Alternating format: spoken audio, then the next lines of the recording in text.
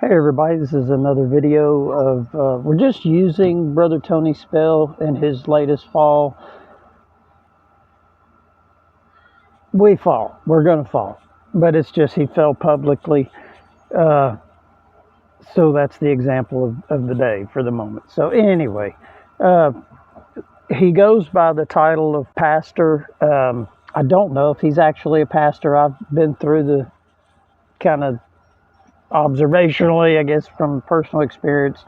Sometimes, well, even with Brother Timothy and Brother Tony spell, is a lot of times, of course, if you're a oneness Pentecostal, you know a lot of their kids step into the office or pastorship or title of pastor. So I just like to call them from now on voted pastors. They were voted in.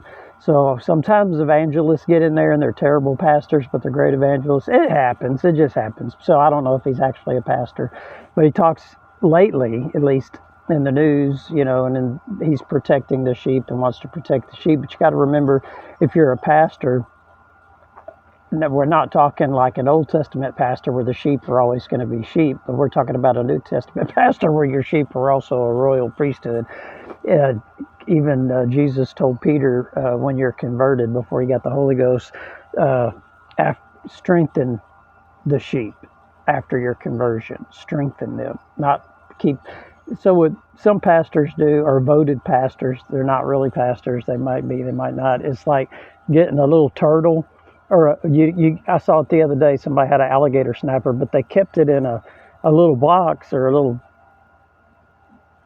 water container where it couldn't grow, and it got all deformed. So then somebody rescued it, took it out of the situation they were in, gave them healthy food, healthy environment, and they grew, and he's real big and getting healthy. Same thing with goldfish. I saw a goldfish or a koi fish somebody had, and they had it in one of those vertical aquariums, and the fish had to live standing up because it couldn't move.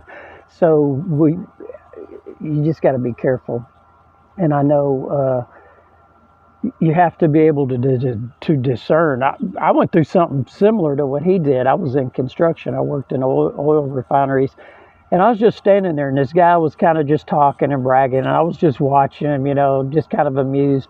And he looked at me and he said, "What are you looking at? Are you gay, or you faggot or something?" I'm just like, what got into this guy? I'm just sitting there like, is that a spirit? Is that a demon? Or is he just nervous? Or I have no idea. You don't know if God doesn't give you a word of knowledge, or.